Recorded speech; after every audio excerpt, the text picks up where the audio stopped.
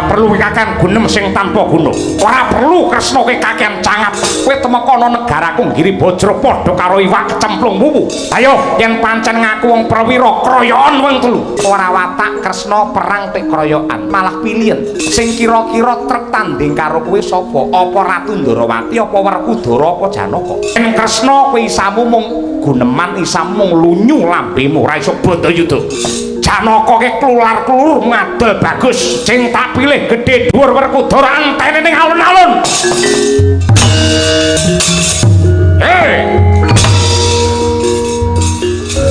Yan wong apa? Hot. Wah.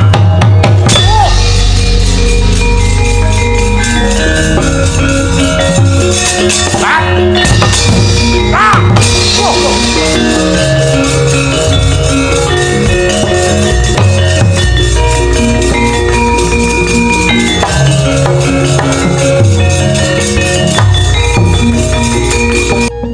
Aduh Kanjeng Ibu jimat sesembahan kula ing Marcapada prating delahan.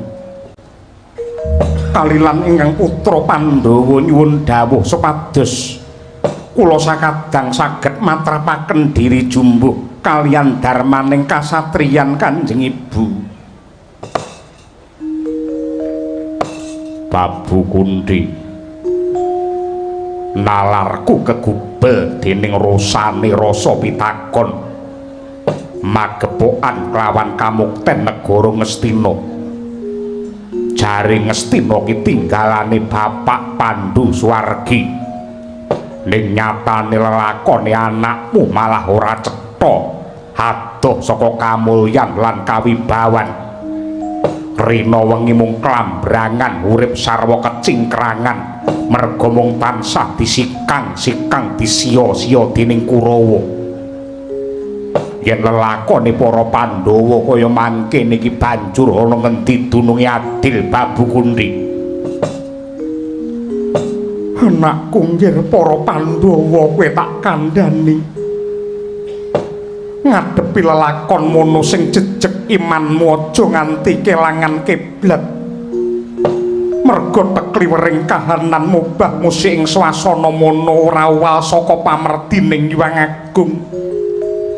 Yen sira mung tansah ngresah ngresula maido marang adiling kodrat tegese kowe golongane menungsa sing ora pinter nyukuri kanikmatane Gusti. Nuwun pangapunten Kanjeng Ibu, menapa adiling kodrat kedah kados mekaten lelampanipun rinten dalu tansah dipun sia-sia dening para Kurawa tanpa cetha dosa lan perkawisipun. Ing atasipun Pandhawa lan Kurawa menika tunggal darah kulit daging nanging prasasat kadilisah kaliyan toya tebih saking kerukunan Kanjeng Ibu. Puntadewa Bratasena Permadi apa dene iki kembar. Apa to sebabe Pandhawa nemahi lelakon sing abote kaya ngene? Ngerti ya nggir. Emas kang isih murni ku bisane mencorong kudu dileler lan disangkling. Mutiara bisane dadi anting-anting utawa giwang kuwi kudu diwangun. Gaman bisane landhep kudu diasah. Ing donya iki ora ana adil lan bebener tanpa pangorbanan, ora ana adil lan bebener tanpa pitukon. Bebasane Jerbasuki mawa beya ngono kae. Pandhawa lelakon sing ndok sandang dina iki malah dadi paseksen yen kowe kabeh kuwi resik atimu, suci budimu, ketitik gelem ngalah karo sedulurmu tuwa kanthi rasa ikhlas lahir tekan batin. Tanpa liwat lakon iki jagat ora bakal nekseni kautamaning para Pandhawa. Adil lan bebener kaya sing ndok karepake mau, tekane mung kudu anut lakuning kodrat, ora kena sumengka lan ora bisa nggege mangsa. Sebab apa Pandhawa? Titenana yo nggir. Titenana upamane kaya wawawan kae, wawan kae yen matenge mateng merga disengka ora mateng jumbuh karo wancine kuwi mengko ibarate panganan yen dipangan ya ora bisa seger mula yektine ya mung sabar lan nrimo sing kudu ndok tindakake supaya atimu pinaringan hayu lan tentrem sak bagus. Aduh Kanjeng Ibu, Cipangklong kepapak obor sewu padang tetrawangan raos sing manah kula sasampunipun kula nampi pitutur paduka sedaya dawuh paduka badhe kula gegem kinarya pepakem. Nadyan kados pundi kemawon kula nyuwun tambahing pangestu Kanjeng Ibu. Awit wonten donya menika wonten jagat menika mboten wonten daya ingkang ampuh ingkang ngungkuli dongane Kanjeng Ibu. Kawula nuwun sewu Rama Penemban Talkanda Sang Mahatma Bisma sarawuh paduka wonten ing wana Eka Cakra kula ngaturaken sembah pangabekti. Semantun ugi kula eyang kula pun Puntadewa ngaturaken sembah pangabekti mawan tuwan-tuwa kunjuk.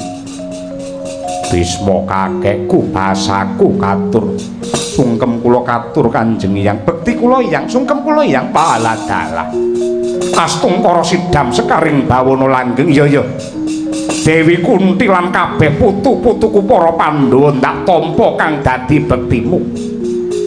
Ora liwat pangestuku bakal ndak surung ndak sebul marang jeneng sira kabeh supaya tansah pinaringan hayu lan rahayu. Lajeng wonten wigatos menapa paduka keraya-raya rawuh wonten ing mriki kalilan kula cumadong dawuh Baporsi. Nadyan to kabar kang semebar warta kang rata nalika rame-ramene bali sigala-gala.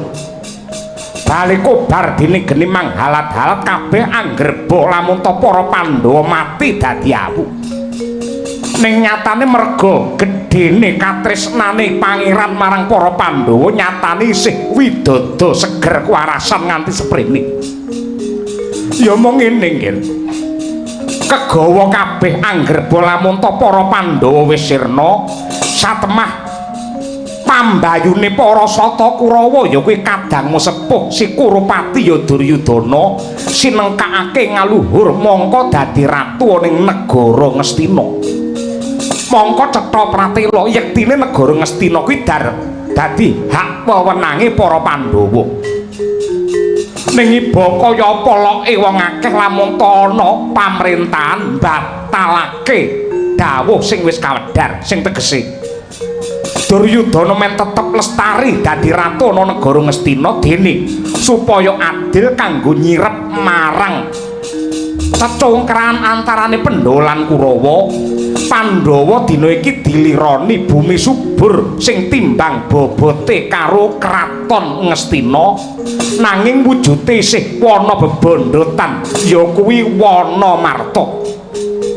Mula kang mangkono lelakon iki tampanen kanthi tulus lan ikhlas lan kebak rasa panarima.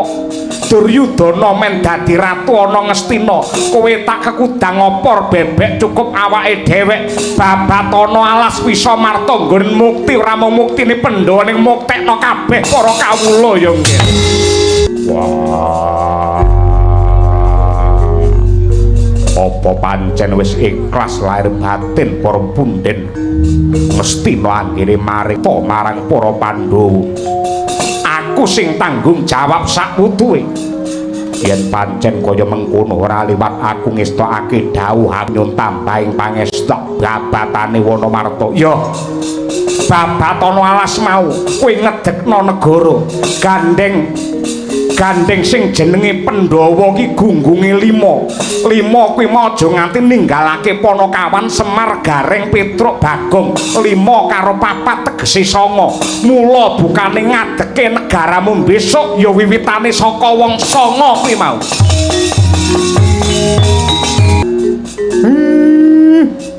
Begegek sadulita melai-lai Ndara Bratasena katon sumengka pengawak Bajra Sigra kang mawa gita sampeyan arep tindak ngendi Gus?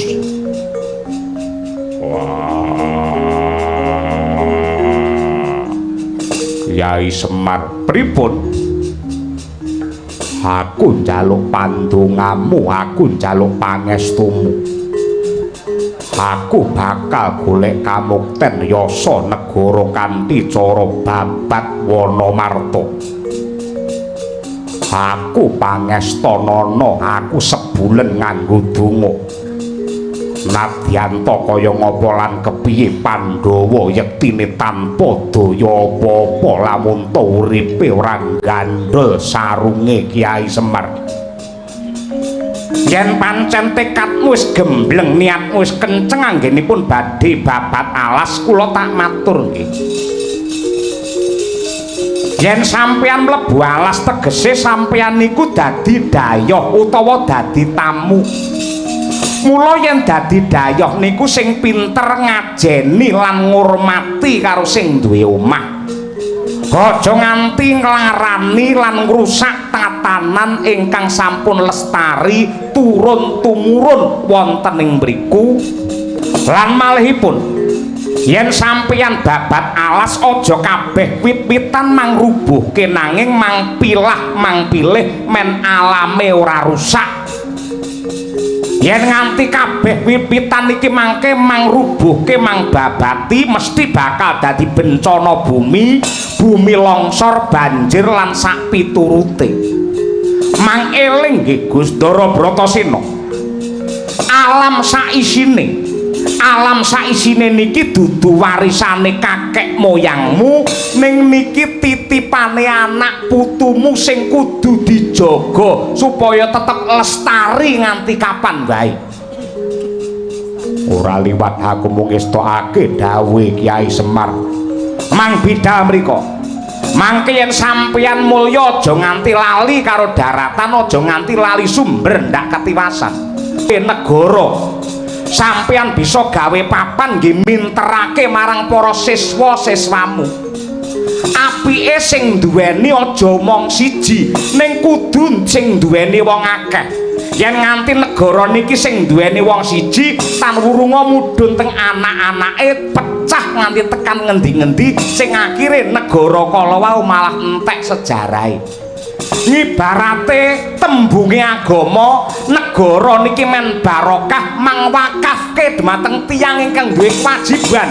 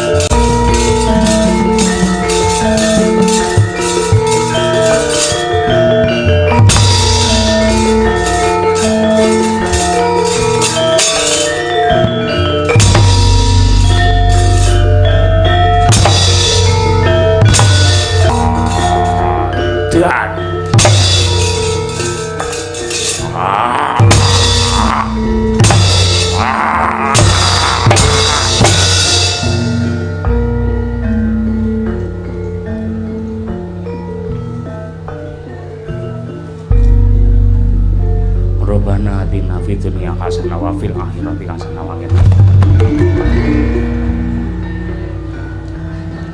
Apa-apa iki kalahe karo donga.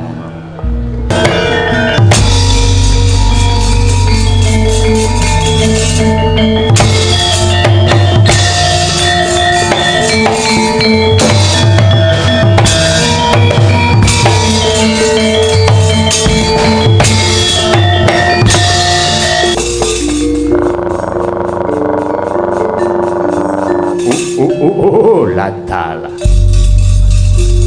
bojleng-bojleng iblis lanat setan do jejekan ora patut babar pisan aku ora nduga mana lamun tawana martana lakon kang kaya mengkini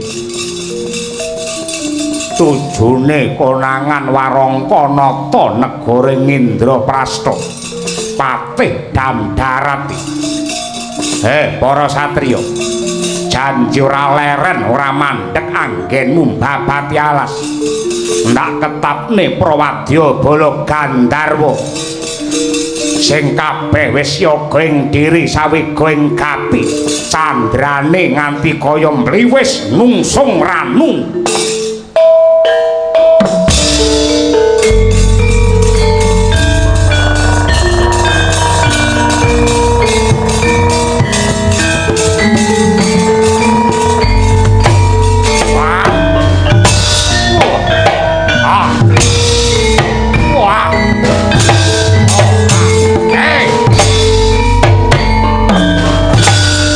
Satria bagus mung dingkluk nyawang karo ayang-ayange dhewe.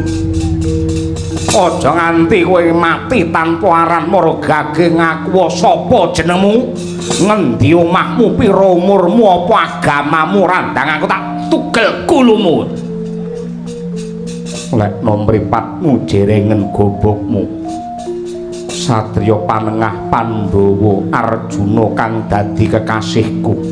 Arjuna ya Raden Janaka edan jenenge loro ya Raden Permati malah telu Kuntadi papat Kumbang ali-ali 5 kowe sapa 6 bosok kupinge kuwi takone kowe sapa iso 6 lho ra kowe iki sapa iki barisan Gandharwa saka negara Danamarta ing negara Indraprastha kumandang garba aku bintang samudra kumbara rangga kang dadi aranku.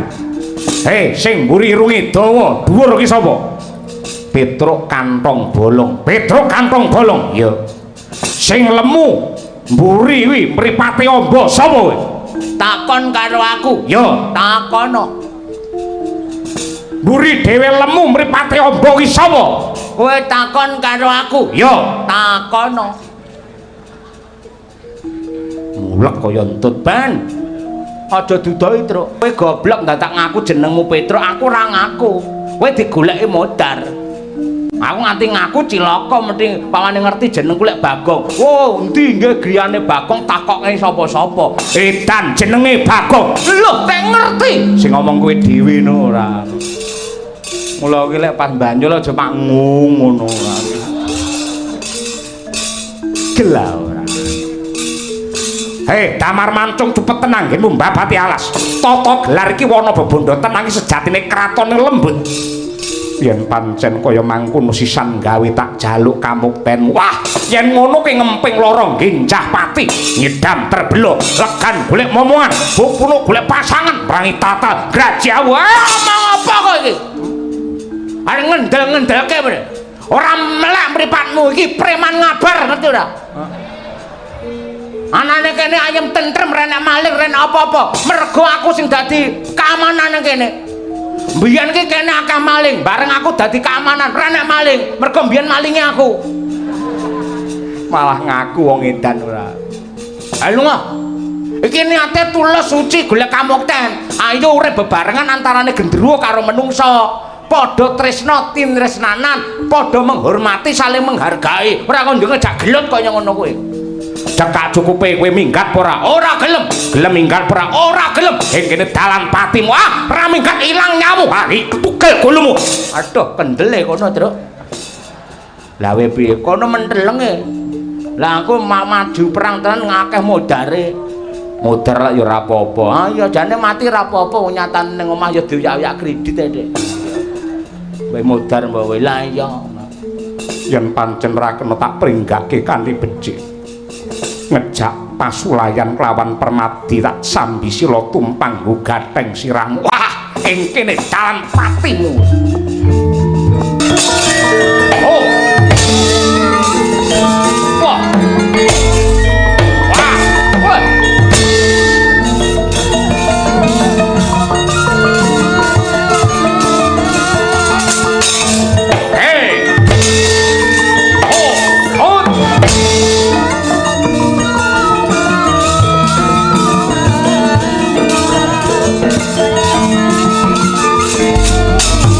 awas wah out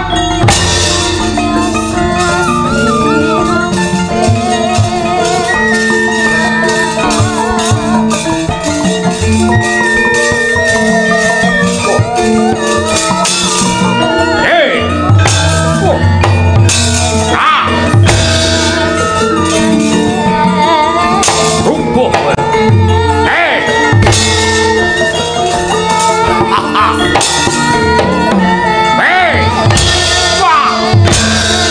Yan. Oh, utuh yo. Ah, ah, oh, ah, wey. Hey, ngopo? Jeles parah. Oh, hey. Oh, wah. Pecah irah kuat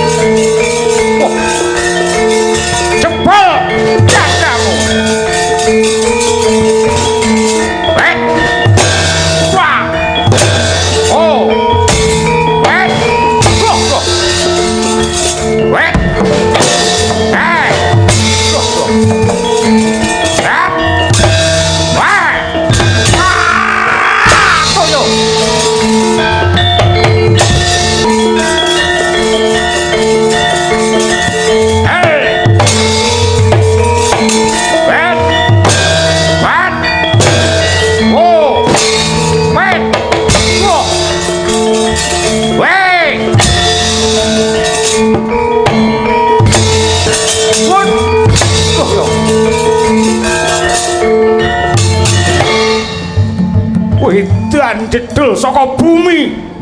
Joglangan no Mas. Petruk mau. Ya. Maju para ngarsa. Suwek sakmu entek sangumu. Hop. Wah, bendeles tenan. Hop. Awas.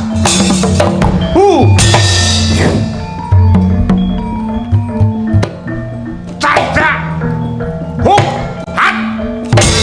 Oh, kowe. Hop. Ha, candra. Hop. Iya, awas buri.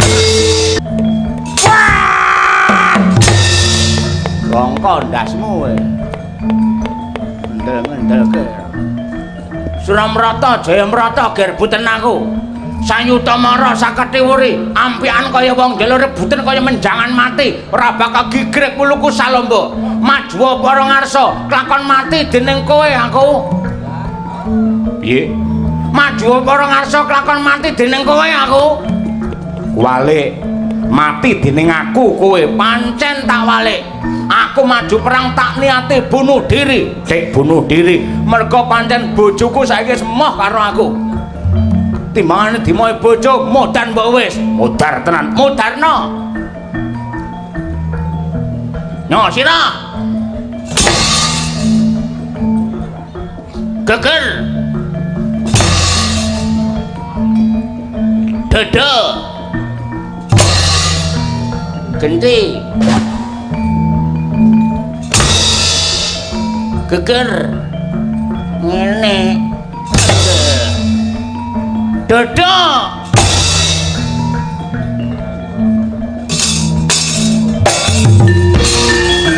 Ngono rasa endo perang endo marang entek-entek wektu kakean keringet. Lah pancen wani nyok dada ndi dada. Karemu piye? Aku ngantem ndasmu ping 3, engko bar kowe ngantem ndasku ping 3. Sapa sing bongko? Wani ora? Wani ae. Oke, aku sik. Siap. Iki urung diitung sik pemanasan kok ya. Manasan ndasmu iki ora. Lara tenane. Iya. Pira Mas? 1. Ya 1, ora apa-apa. Pecah sirahmu kowe. 1,5. 2. Oh iya loro. Kurang pisan. Iya kurang pisan. Lah iki genah mletik polomu kowe. Aja takon dosa. Iya.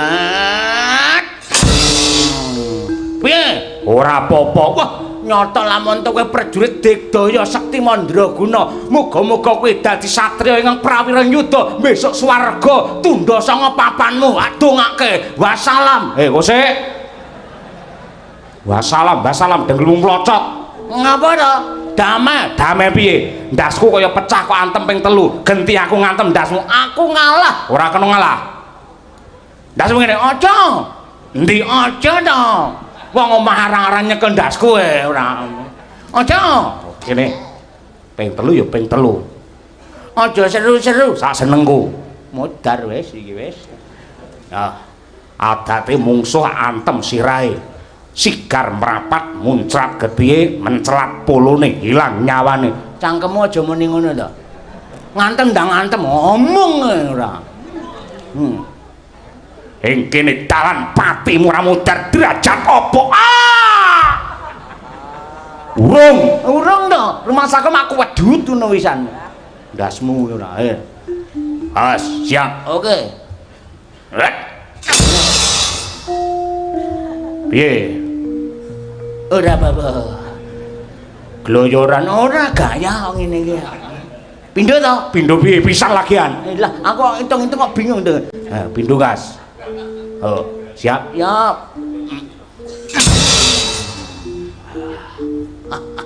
Ayo. Kowe dadi loro malian. Loro piye? Genah kowe kari pisan kah rabangka derajat apa? Yap.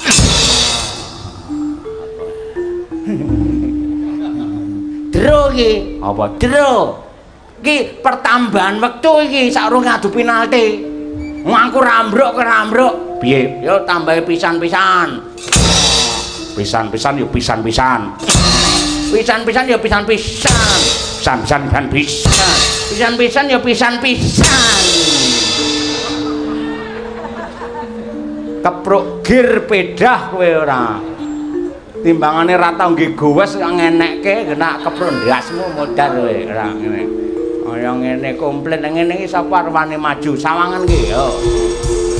Ana wong nyedak ilang nyawane. Apa piye? Bukan sulap bukan sihir. Hop. Wah. Oh edan. Duh, edan.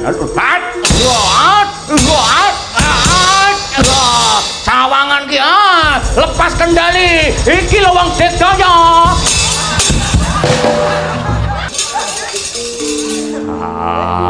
Isini kaya ngono ya.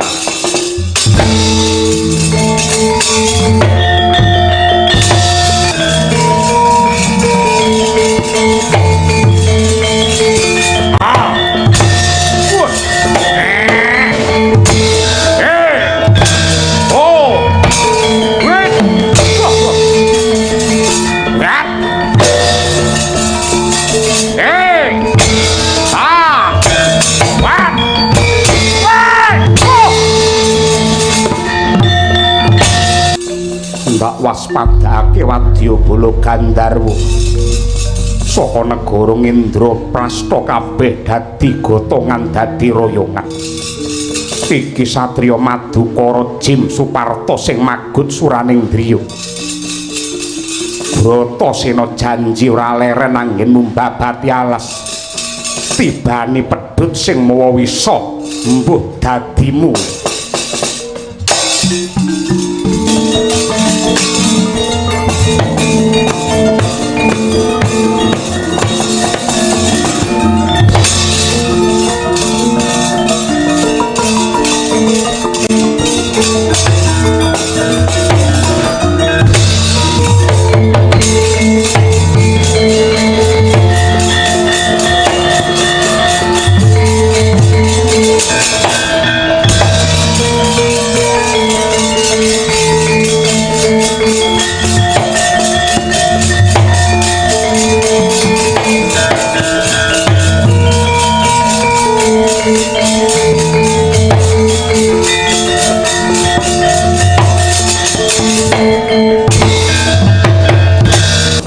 Dedet lali mengat ing madyaning Wanamarta. Daya pangaribawa ingkang den ubal-ubal dening Sang Jim Suparto nampek anggane Sang Bratasena. Satemah nglumpruk datan darbe karekat kaya linolosan otot bebayune mung bisa gereng-gereng. Mangkono tanggap ing sasmita nenggih Sang Ibu Dewi Kunti Talibrata. Sigra mrepeki ungganing Kang Putra.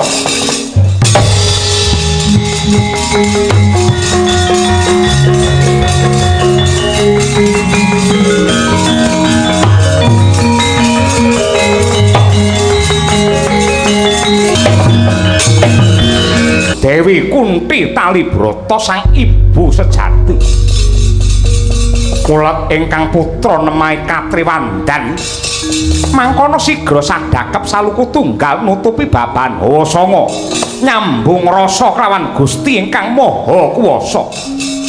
Bingkem netra kekalih nyuwun marang purbane Hyang Agung kedadak. Ana angin ingkang angidit angganda arum. Nampek mring pedhut kang mawa wisa satemah kendang kapracondang dadya padhang tetrawangan gregah Sang Werkudara.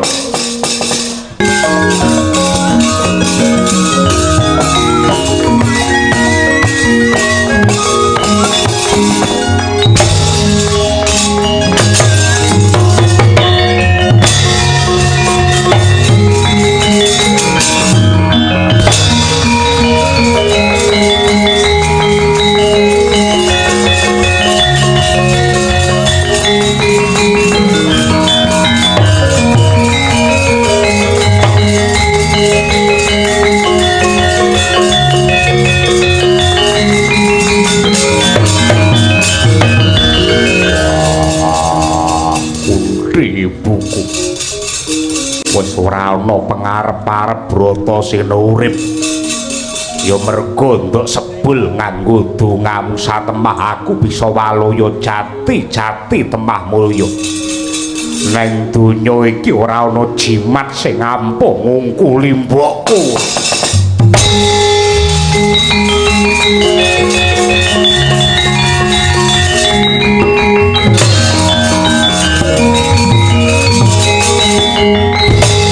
Pawongan semuning gembilu mustakane mara gagi sajarwa sapa pambuh marang aku panengah Pandhawa Raden Permadi kowe cat katon cat ora bangsane apa aku bangsane Gandharwa saka kasatriyan Madukara kekasihku Jim Suparto pripalungguhan iki lilanana aku nderek ngayom ana ing kene ngayom-ngayom piye apa ndok kira aku ora ngerti watake menungso wis kondang kaloka lamun te menungso ki serakah dakah-dakah ora gelem ngajeni karo makhluk liya-liyane ripalungguhan iki sisan gawe tak gawe rame yen perlu kasatriyanku Madukara ndak pasrahake marang kowe waton kowe pinter jebel dadane Jim Suparto yen pancen ngejak Suraya Mara gagih maju para ngarsa gibeng dengkleh-dengkleh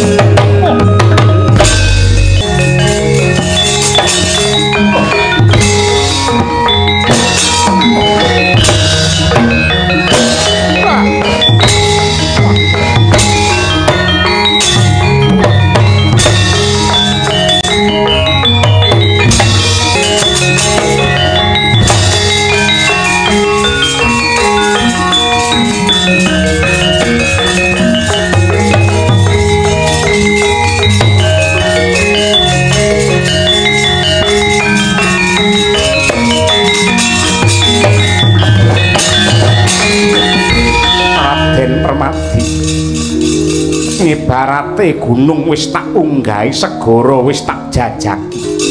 Nyata lamun ta prawira ing yudha santosa lair batinmu. Mula ripalungguhan iki bakal ndak tetepi apa kang dadi kandhaku. Suparta ngaku kalah kelawan kowe. Kamukten kasatriyan Madukara ndak pasrahake marang panjenenganmu Raden Permadi.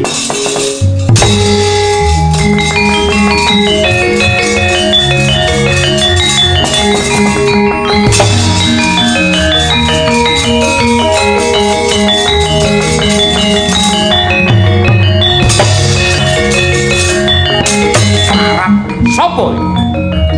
Tambuh marang aku pinten? Kowe sapa? Aku Jemnakula. Ora minggat ilang nyawamu. Ndak jaluk kamuktenmu. Kasatriyanku sawu jajar ndak ulungake bareng karo glundunge sirahku. Hot. Loh, kedian. Ho.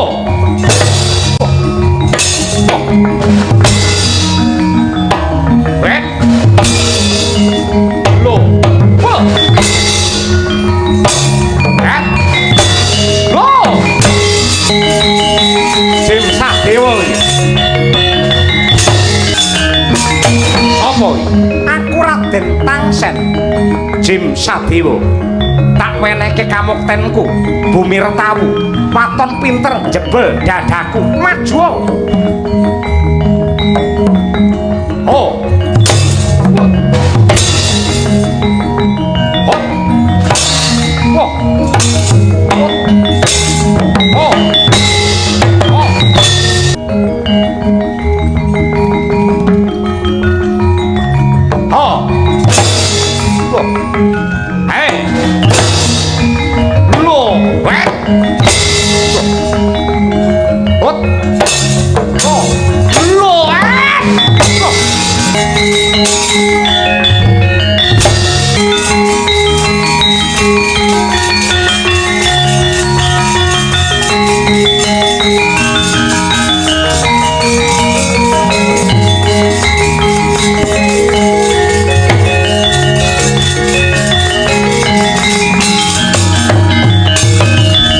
Gedhe dhuwur melang-melang dadane sak tebok jembare pating granteng hata bebayune.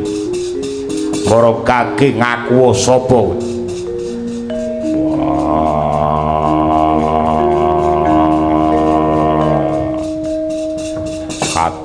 panenggak Pandhawa Bratasena kang dadi kekasihku. Kowe ngaku sapa jenengmu? Saka kasatriyan Jodipati ing unggul pawenang jenengku Dandun Wacana ya Jim Jayalaga. Sisan gawe Gandeng Ripalungguhan iki kriwikan wis dadi grojogan, perkara sepele dadi gawe. Ndak jaluk kamuktenmu Jodipati. Aulungake bareng karo glundunge sirahku odel-odel wadukmu.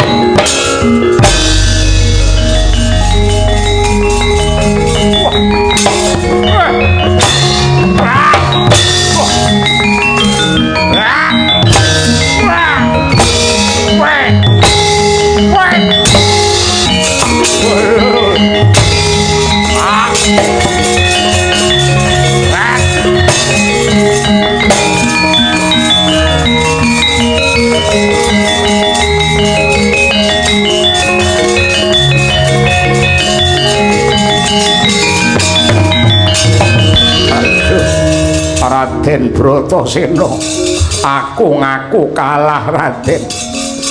Aku njaluk ngapura. Nyata lamun ta kowe satriya sing prawira Raden.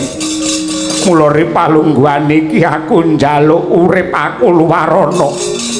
Kasatriyan Jodipati ing unggul pawenang ndak pasrahake marang kowe Raden Bratasena.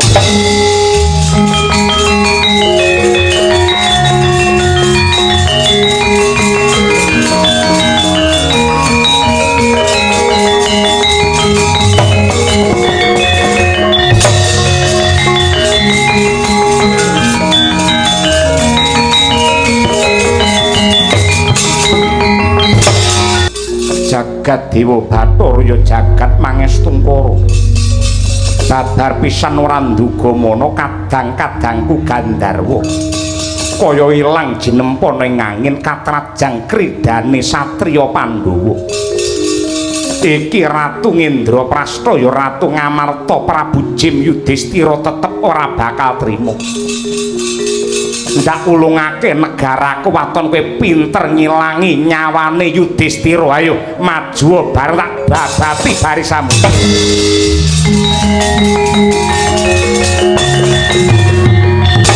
Ndara Puntadewa apa Petruk sampeyan tek kebangetan lho.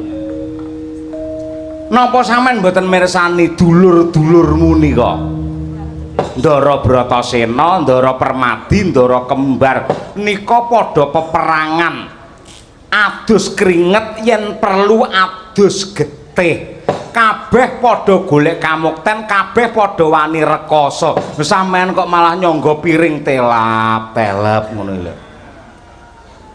Mun ora rumangsaku anggere leren dilu ngene ngemil leren dilu mangan engko yen wis kewareken terus marang tungguyu ana apa to Truk wong kabeh ki sederajat sepangkat setundha sebilik-bilik aku melu seneng lamun to kadang-kadangku ripalungguhan iki padha andon yuda padha bantah dredah munggah Pancabakah nggih lah sampeyan iki lak anak mbarep nggih ta mongko anak mbarepi wakile wong tuwa yen dadi pengarep kudu dadi tuladha anak mbarep iki nggone ning ngarep ngibarate kaya sopir iki nggene ning ngarep dhewe urung karuan ngono kuwi sampean kula kei kabar nggih Ndara Bratasena niku ripalungguhan samangke entuk kamukten tata gelar niki alas bebondotan sing runggut diwut-diwut angel dipiyak kula niteni bolak-balik angger enek runggut angel dipiyak biasane kebak mutiara ngoten niku. Buktine napa? Niki lak Wanamarta jebul mriki niku kratone Lelembut. Kratone naminipun Ngendraprastha utawi kraton Ngamarta. Lho niku. Ngamarta. Lho niku. Adimu si Bratasena bisa ngasorake sing jenenge Jim Jayalaga utawi Dandun Wacana satemah pikantuk kasatriyan Jodipati pun mukti wibawa tanpa beten kalian adimu si Sarmadi Permadi nggih Permadi ugi pikantuk kasatriyan mergo bisa ngalahke Jim Suparta entuk kasatriyan sing jenenge Madukara sing saya trenyuhke si kembar bocah wingi sore bayi abang ngoten niku lho rekake kok ya melu perang iso naklukake Jim kembar loro satemah entuk kasatriyan Bumirtawu kalian Sawu Jajar lho sampeyan iki lho anak mbarep kok mung sila tumpang sikil ledek ngrokok klepas klepus tur ngrokok ya njaluk kancane lho sampeyan iki ora syukur to Truk yen dulur-dulurku mukti wibawa aku mengko tak nunut mukti ora entuk nunut mukti ngono kuwi no kudu opor bebek cukup awake dhewek yen adi-adine entuk kasatriyan paling ora sampeyane entuk keraton ngoten lho ngriki keratone jenenge kraton Ngendraprastha yen mboten kleru ratune niku sing jenenge Jim Yudhistira yen sampeyan iso ngalahke Jim Yudhistira calone sampeyan dadi ratu wonten mriki Mama perang Petruk gunane apa ngrasake mulya ngrasake sugih duwe derajat pangkat lamun to ngorbanake makhluk liya aku ora dadi ratu ora apa-apa kok Truk ning sampean kudu tumandang kudu makarti yen sampean ra makarti niki mangke jonjing adi-adike kabeh entuk kamukten sampean ana mbarepe kok ora entuk apa-apa niku pripun kula dadi botos sampean isin carane ngeten iki Jenengan ngibarate wong nyalon, kula menika tim suksesipun. Tim sukses ki piye? Tim sukses niku jagone mbok dadi mbok ora urusan. Sing penting time sukses riyin ngoten lho. Nah niku kurang kula, mang goleki sing jenenge Prabu Yudhistira, mang tantang perang, mang jaluk kamuktene sing jenenge Kraton Indraprastha, sing gagah sing prawira, anak pandune Imbas Iblis. Ho. Niki sing jenenge Prabu Yudhistira. Sampeyan kok malah timpuh kaya sinden pripun? Njur piye? Mangadeg. Aku suwi ora ngadeg.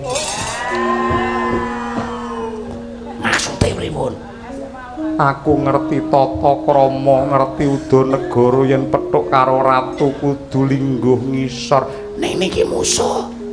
Musuh piye aku karo panjenengan iki padha-padha titahe Gusti sing ditandurana alam padang supaya nggedhekake rasa tresna. Nek musuh-musuh piye? Iki sing duwe kamukten sing jenenge Kraton Indraprastha. Mang jaluk. Ngisin-ngisini. Ngoten. Ini botohe sing ngisin. Malang kerik. Malang kerik. Masya Allah, sing mburi Mas, sing mburi. Malang kerik ngarep ora soto ora. Nah ngono lak ya botohe ini tetep. Takoni. Soy. Ya sing apik ngono. Sopo iki Kurang galak. Sopo iki? Sopo iki? Nah ngono. Ditepungake iki Narendra Indraprastha ya negara Ngamarta. Prabu Yudhistira kuwi sapa? Pambuh marang aku jenengku Puntadewa. Ana parigawe apa nemuke lakuku? Tak jaluk kamukten Indraprastha yuk. Ndak jaluk kamukten Indraprastha, ndak ulungake waton kowe pinter nglangkai bangkine Yudhistira. Ya Allah. Duwe jago kaya ayam sayur ngono dhewe.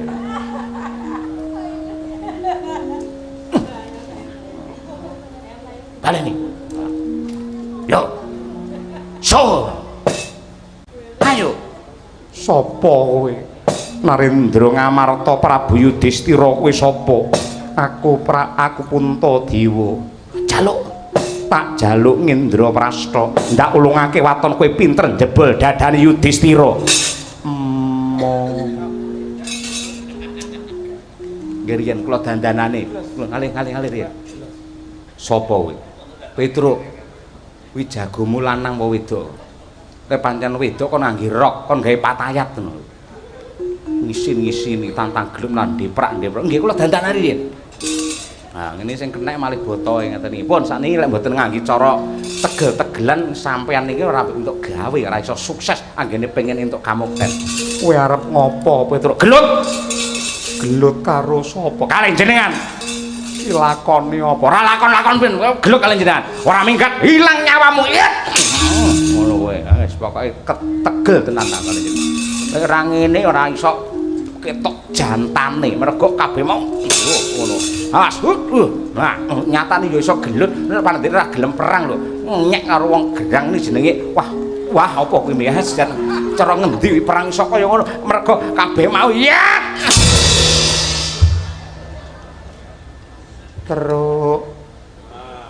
Truke. Kowe ngopo, Truk? Bagong. Eneng apa? Kakangmu semaput. Hah? Kakangmu semaput. Lek mati alhamdulillah mangke Mbak Yu kula peke. Aja kaya ngono kuwi tak antem tanganku kiwa malah kaya ngono kuwi. Truk. Aja ngono kuwi. Eman-eman grenmu kok tinggal mati ngono ora. Truk. Kowe jare anake genderuwo ora iso mati, anake Gandarwa Raja Supala. Gur diantem mongko ngantem idene gur ngene lho. Ora ngene, lek ngantem ngene lho. Mun palandisa klemah ngono ngisin-ngisini, Truk. Tangi. Ya ampun, kaya ora kedep babar pisan lho. dadane obah mboten e. Lah iya ya aku njaluk ngapura aku ora jarak aku ora sengaja Gong. Wah, kula kelangan dulur carane kaya ngene iki. Petro, kowe tangi ya, Truk. Ya ampun, sinden udohi sapa? Endi? Tutik Turun neh. nggur kuwi turune serampang kemuda ora.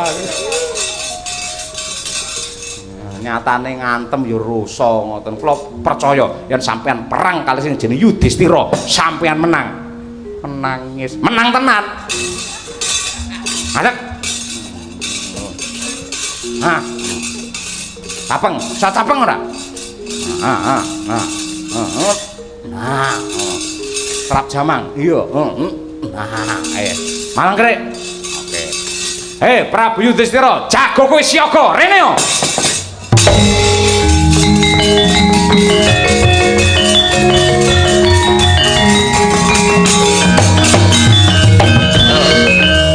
Kowe sapa? Narendra Ngamarta Jim Yudhistira sapa? Pambayune Pandhawa jenengku Puntadewa. Tak jaluk kamukten negara Ngamarta, ndak ulungake waton kowe pinter nglangkai bangkene Yudhistira.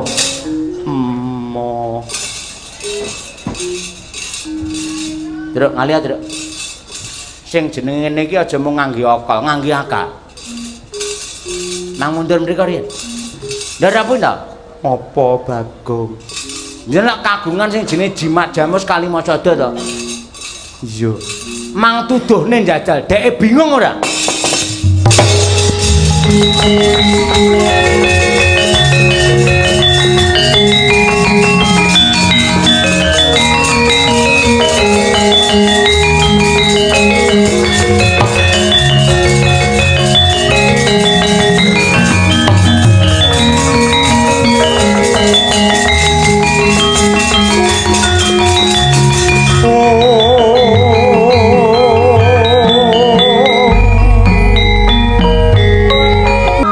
Sing ndok gawa kuwi apa Raden?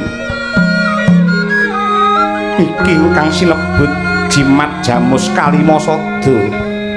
Limang perkara kang dadi dasar paugeran lan saka guru ingkang santosa supaya menungsa pinaringan wilujeng donya tekan akhir.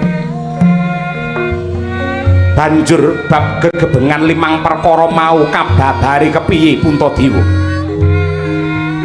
Ingkang sepisan bab gedene rasa kapitayan lan ngakoni lair batin marang agunge pangeran lan percaya lamun ta pangeran kagungan utusan ingkang pungkasan.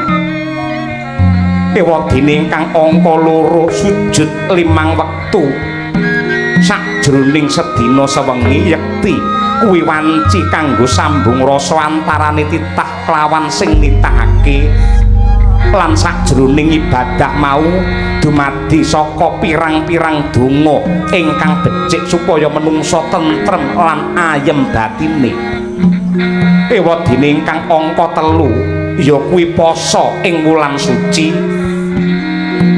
ora mung cegah dahar kelawan ngunjuk nanging pangeran yektine ngajari menungsa supaya ngendhaleni marang nepsu, ngendhaleni marang syahwat lan napsune pamikir sarta napsune badan sakujur.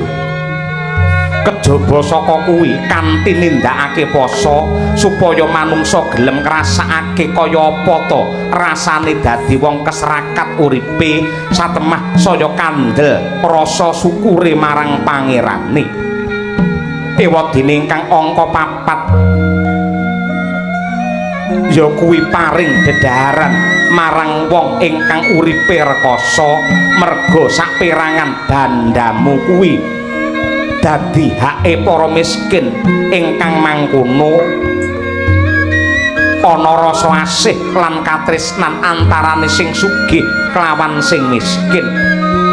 Ewadene ingkang angka 5 kang pungkasan lamun ta kuwasa pinaringan brana ingkang cukup wajib sowan ana tanah suci lan nindakake rukun-rukune napak tilas marang laku becik ingkang ditindakake dening utusane Gusti wani korban bondo korban tenaga yen perlu korban nyawa kanggo sowan ana daleme pangeran jagat dewa Bathara ya jagat mangestungkara Raden Puntadewa Purwamadya wasana wijang gamblang terwaca kang dadi isine kalimasada yektine rukun 5 ingkang nuntun menungsa tentrem lahir batin lan uga slamet donya tekan akhir mindah kaya apa becike lamun ta isine kalimasada kuwi nduk sebarake marang para kawula ora mung mapan ana ing ati ora mung mapan ana ing lati sak bisa-bisa kababar ana ing pakarti yektine jagat iki anane mung rahayu mula kang mangkono Raden wis ora tido-tidolan sangga runggi ripalungguhan iki kraton Ngamarta ya Indraprasta ndak pasrahake marang jeneng sira lan ruhanana yektine Indraprasta iki kagungane Sang Hyang Bathara Indra sinebut Indra Parahasta tegese kaendhane negara Ngamarta iki saprawalune kahyangan kaendran kantinen para kawula tumuju marang ambangun ya mbangun lahir ya mbangun batin aja nganti kowe mikolehake diri pribadi lan golonganmu ning negara iki darbeke para kawula kowe duwe kewajiban leladi marang wong cilik merga sakwuse kowe dadi ratu kowe dadi pengarep kowe dadi pimpinan yektine iki dudu hadiah nanging amanah lan titenana tekane bondo kuwi mesti bareng karo tekane coba Raden Puntadewa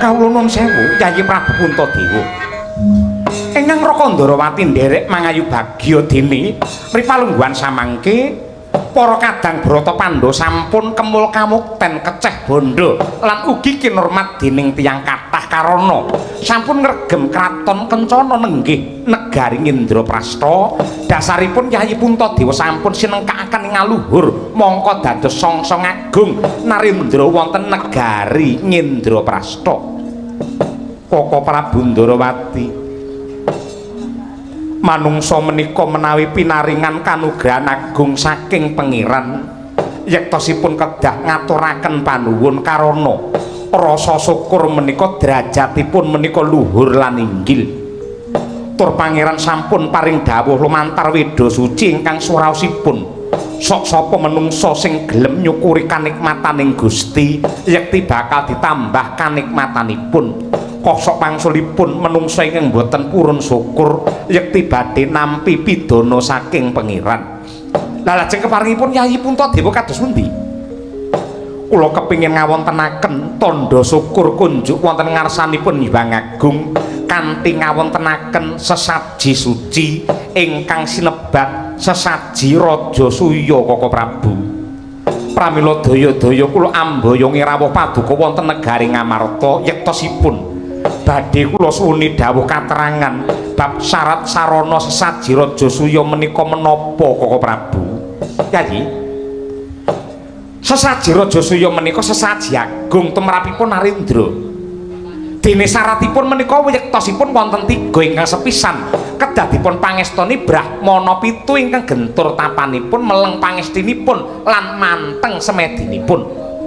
Dene Brahmana kala wau kasuwun ngucapaken kidung suci lan mantra rahayu.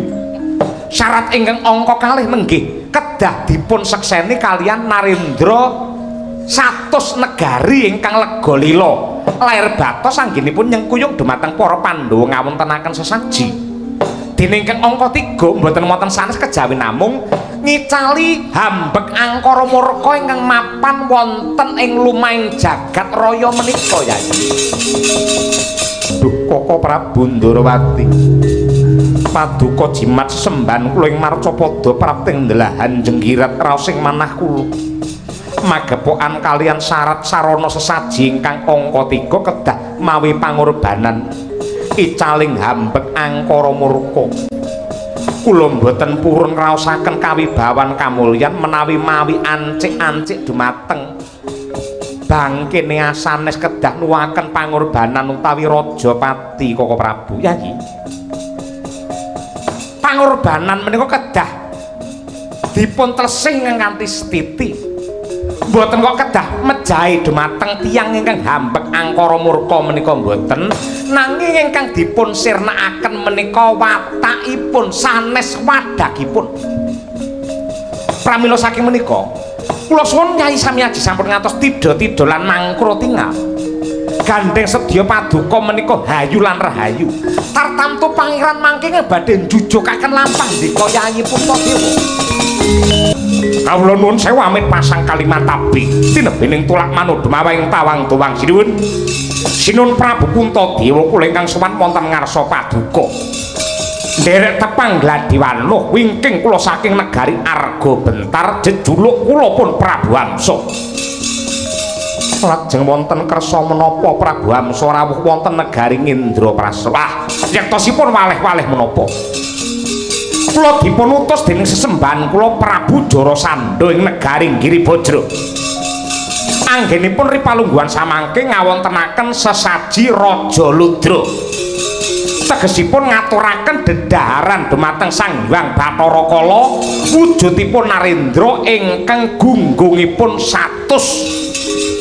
Mongko sakmangke kula sampun kelampahan ngunjara Narendra ingkang cacahipun 97 namung kirang 3 ingkang kula incer nenggih Narendra ngamarta paduka Sinun Prabu Puntadewa, Narendra Ndarawati Sri Bathara Kresna lan Narendra Mandura Prabu Baladewa kinarya jangkeping sesaji Ludra.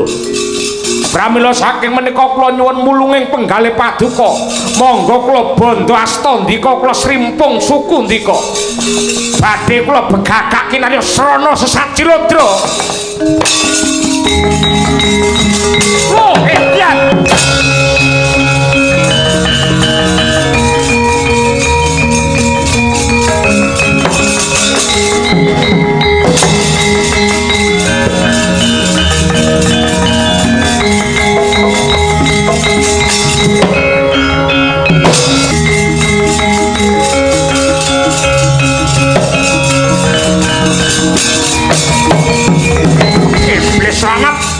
Lemah bengkak nyelo-nyelo nyaru-nyaru wus wong gedhe dhuwur sapa Panenggak Pandhawa wong Jodipati Werkudara aku Prabu Amsa aku ora duwe urusan karo kowe ora duwe perkara karo kowe sing tak goleki Puntadewa bakal pocok janggane yo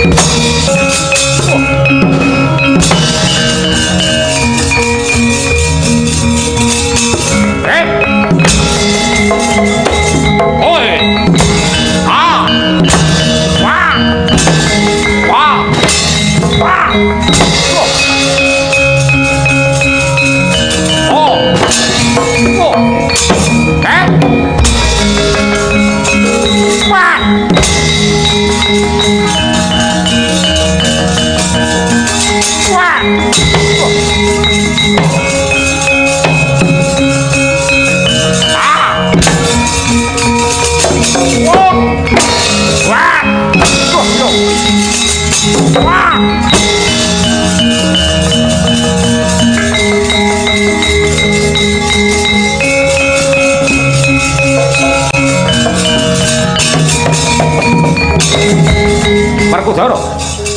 Wah, jlitheng kakangku apa? Kuwi Hamsa kelawan adine sing jenenge Dimbaka. Arep ndok kapake. Cetha lamunta budine nista hambeke Candala. Ngobak-ngobak banyu bening ing mapan ning negara Ngamarta. Ratu loro iki bakal dak pateni. Apa si Adi lali pangandikane rakamu Puntadewa? Sesaji Raja Suya iki sesaji suci. Aja nganti ndok regeti ngangge getihe ratu loro kuwi.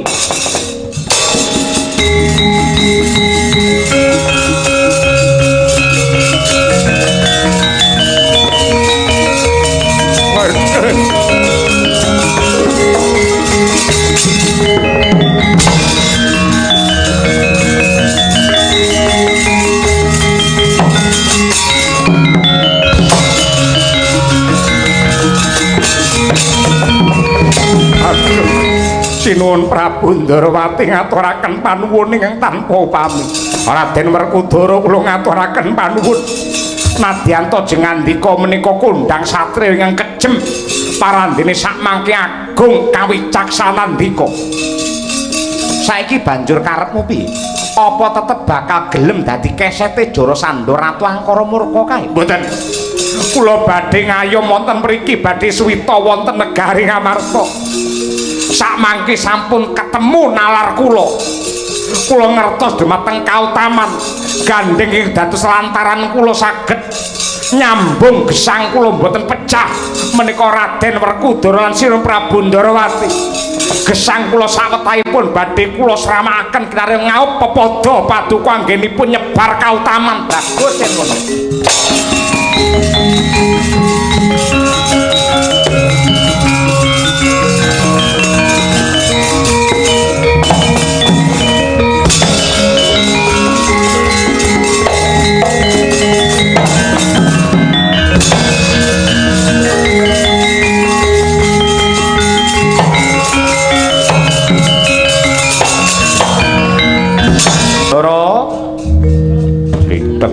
Kuwi Arjuna wonten timbalan ingkang ngadhawuh Koko Prabu Ndarawati. Tak gandeng tanganmu tengen tumuju marang negara Giribajra. Iki tapel watese negara Giribajra. Iki kratone Prabu Jarasandha sing nganakake sesaji Raja Ludra, ya kuwi caos dahar marang Bathara Kala ratu sing cacahe 100 negara.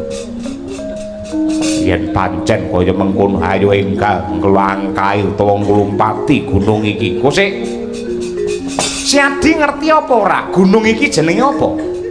Ora ngerti. Iki jenenge Gunung Cetyaka. Iki tapel watese negara Giribajra. Lan lamun pun Kakang lan Siadi ngunggahi gunung iki, tanwurunga bakal konangan utawa kadenangan dening prajurit saka Giribajra.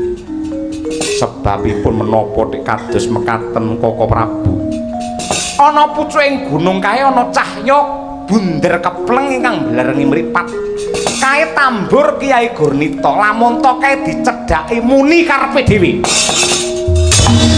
Koko Prabu telok sanget ing atasipun tambur kok saged mungel piyambak tanpa tinabuh. Wah, bedhok kok muni dhewe ra. Sur gaweane wingi apa? Kose to tak critani luwih dhisik. Biyen Ratu Magoda ya Giribajra iki jejuluk Prabu Briyadrata. Prabu Briyadrata ki kagungan garwa loro ya kuwi Retnadi kelawan Retnadati. Banjur wis sawetara suwe anggene palakrama parandene ora diparingi momongan, ora diparingi putra. Banjur Prabu Briyadrata teteki semedi ana tepining Bengawan Bagiratri nyuwun marang purbane Hyang Agung supaya enggal pinaringan anak. Lah kocapa Dewa Mudhun paring nugraha ya kuwi wujude pelem pertangga jiwa supaya didahar kelawan garwane Prabu Briyadrata. Gandeng peleme mung siji mangka bojone loro. Mula men adil pelem mau disigar dadi loro, sing separo didahar Retnadi, sing separo didahar Retnadati. Kocapa wong loro ki mau mbobot bebarengan, Retnadi mau nggerbini bebarengan. Cenger jabang bayi gawe giris gawe kaget merga laire bayi ya mung separo-separo. Janggani. Kuwi karma kang ditampa karo sing jenenge Briyadrata merga serakah dakah-dakah gugoni karo nepsune dadak duwe bojo loro akhire anake ya lorone ya separo-separo. Mula eling dieling ngaku pinter kaya apa, kondang kaya apa, larisa kaya apa, bojo ki siji wae.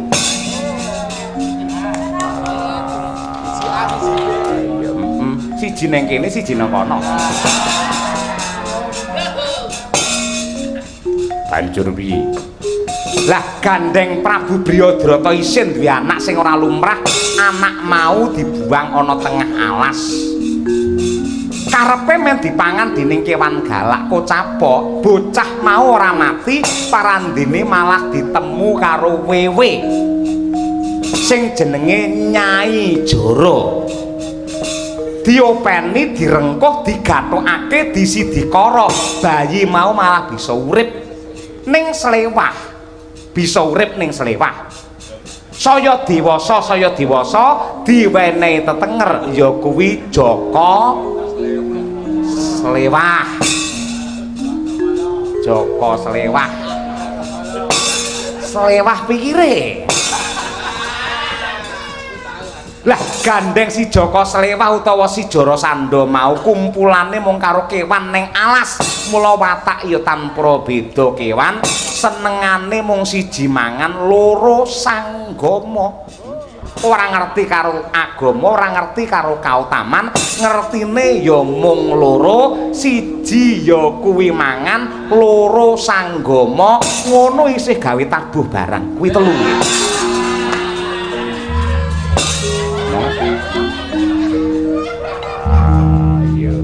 Lah sakwise dewasa si Jarasandha diceritani karo Nyai Jara lamun sejatine putra ratu Giribajra ya kuwi Prabu Briyadrata. Jaka banjur ngamuk menteleng arep ngepruk mimbar. Mangkah gagah tan liru pernah anggene tumuju marang negara Giribajra tanpa taha-taha, tanpa sumbar, nyandak pedang ligan, banjur bapake dipocok janggane. Briyadrata iki dipocok janggane. Banjur lulange wong tuane dibeset. Lah lulange Briyadrata dinggi tambur Kyai Gurnita ning dhuwur Gunung Cetyaka kae. Lah kayen ana wong liwat, ana wong nyedak, kae tambur muni karepe njaluk tulung supaya enggal disampurnakake. Ngono karepe.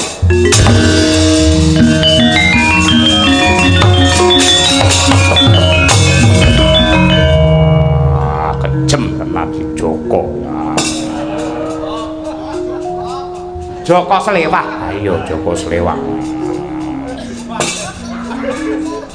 Banjur carane nyampurnake sukmane Briyadrata kae piye? Janaka wonten dawuh. Lepasana jemparing ning kantenana karo donga ya. Men Prabu Briyadrata kae padang dalane jembar kubure sampurna sing dadi patine.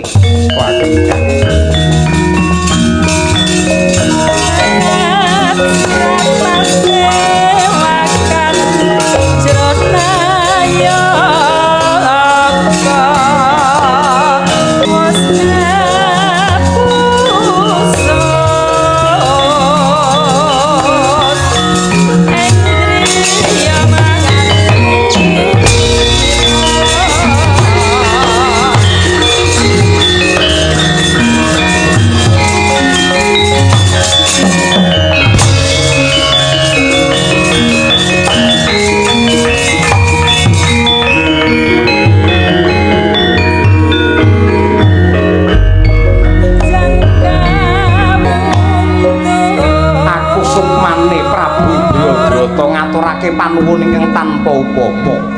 Dene jeneng sira wis dadi lantaran anggonku mancat ana ing loka-loka. Ya mung ngene Raden. Aku duwe panyuwun. Yektine swarga lan neraka tumrape wong tuwa kuwi gumantung saka pakartine anak. aku rumangsa peteng jagatku nyawang kelawan si Jarasandha ingkang mlingos saka Panembah Jati banjur nyembah marang Sang Hyang Bathara Ludra. Elikno anakku, merga dosa-dosane menungsa sing ora bakal antuk pangapura. Lamun to ngiwakake panembah karo Allah banjur nyembah kayu watu lan sak pepadane.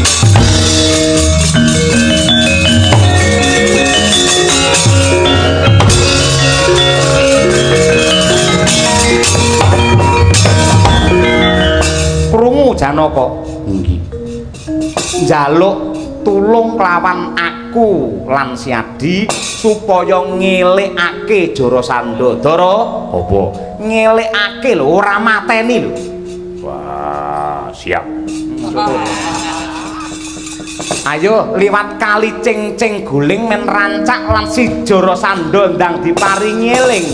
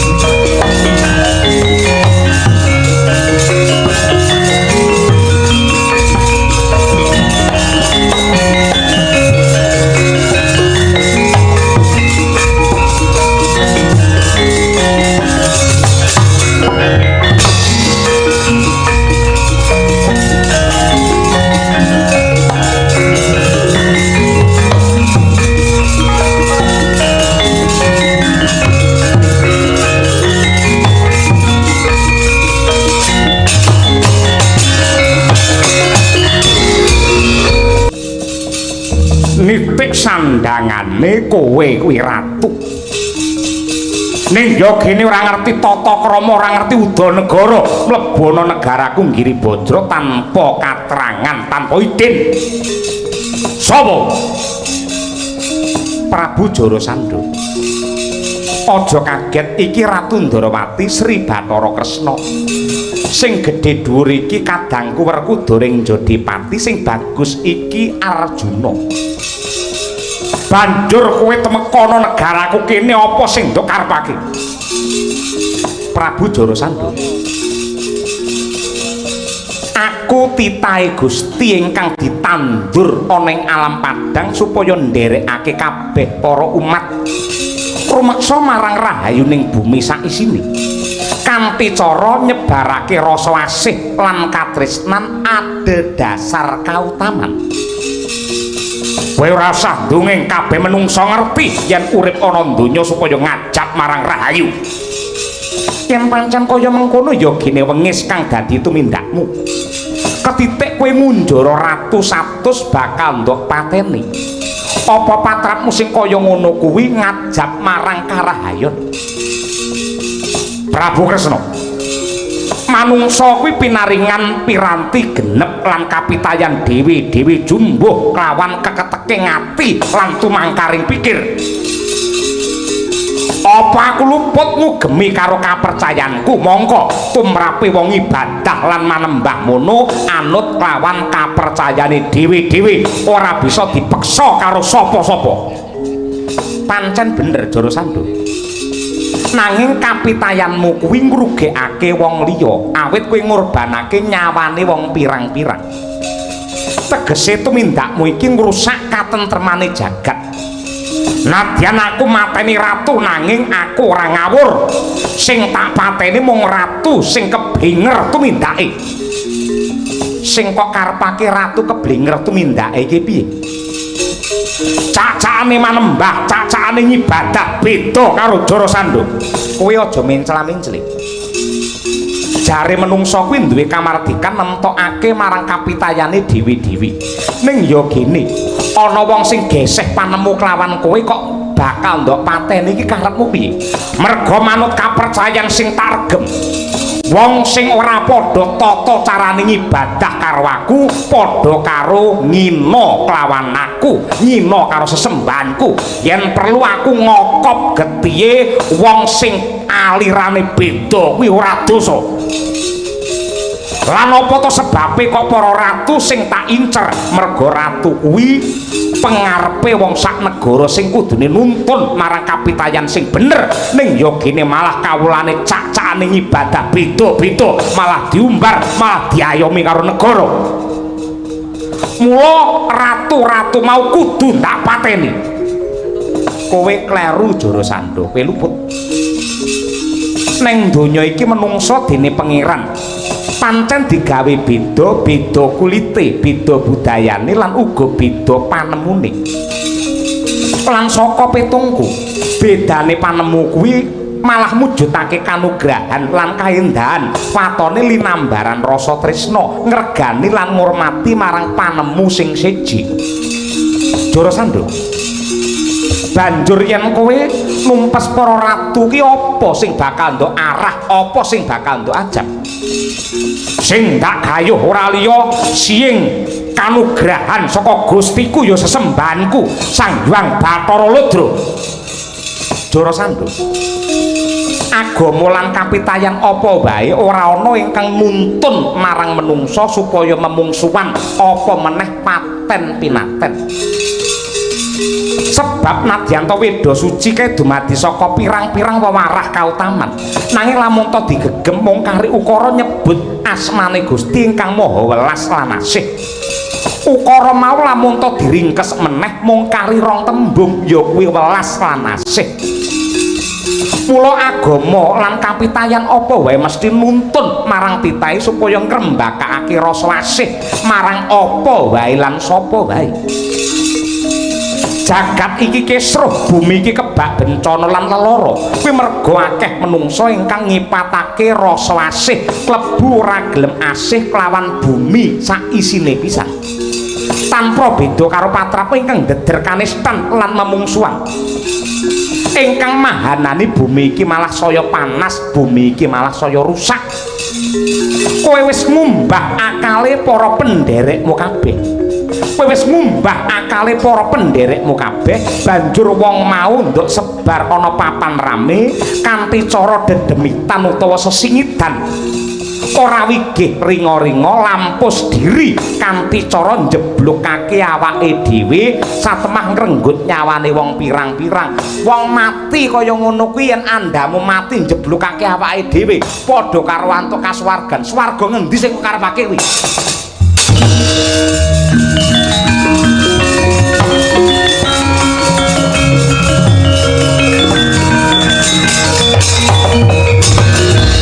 Ora perlu kakean gunem sing tanpa guna.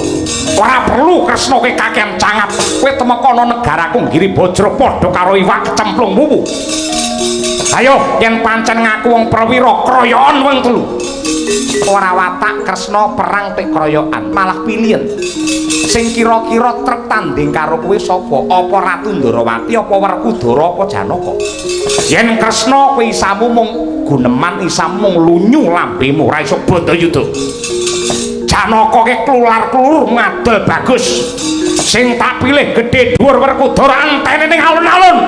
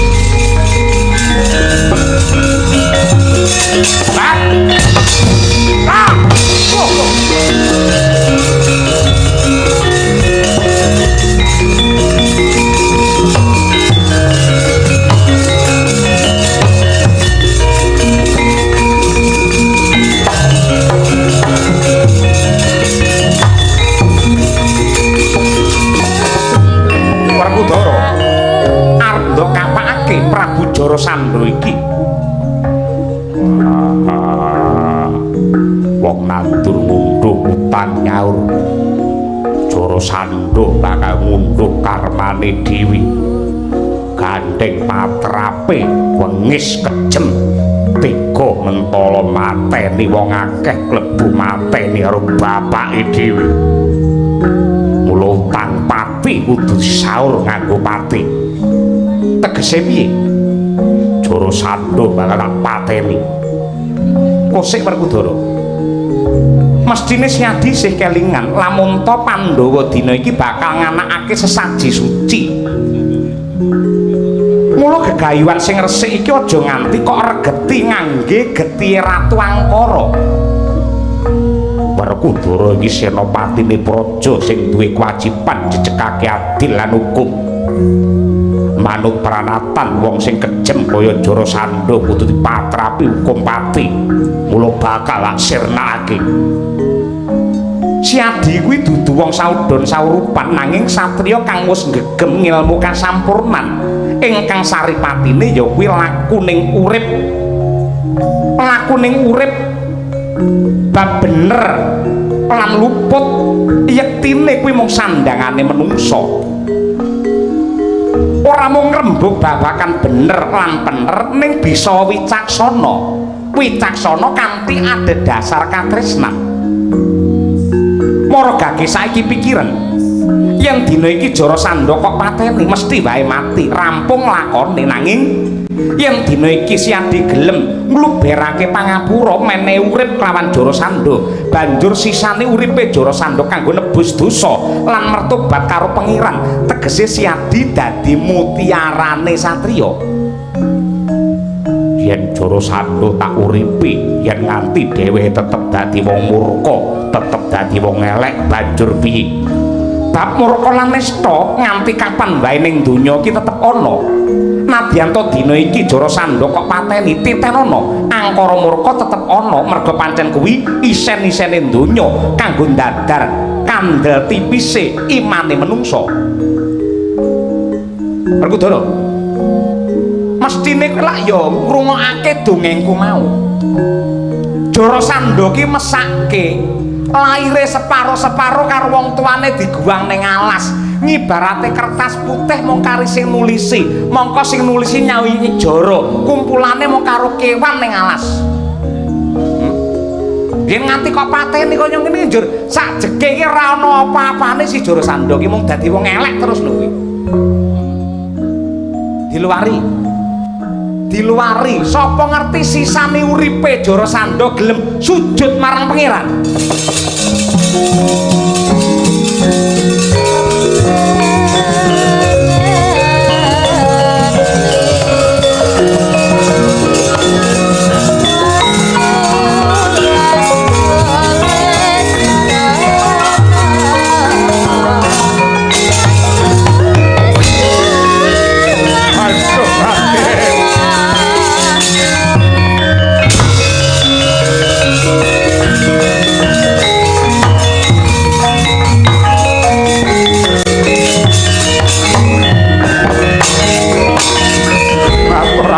panuwun Raden Werkudara kula tobat kula sak mangke ndodho kalepatan kowe tetep nyembah karo Bathara Ludra mboten kula nderek jenengan Raden kula nderek jenengan yen pengin dadi wong apik ratu sing kok kunjara 97 kae giringen ning Amarta menyang kuyung Pendha anggene syukuran klebu kowe mangkat pisan nggih mboten langkung sendika ngestakaken dawuh ning kula sampun nyiksa dumateng kawula kula nggiri Bajra mriki yen pancen kowe kepingin nebus dosa paling sithik bandamu 2,5 perangan dumno karo wong cilik ngestakaken dawuh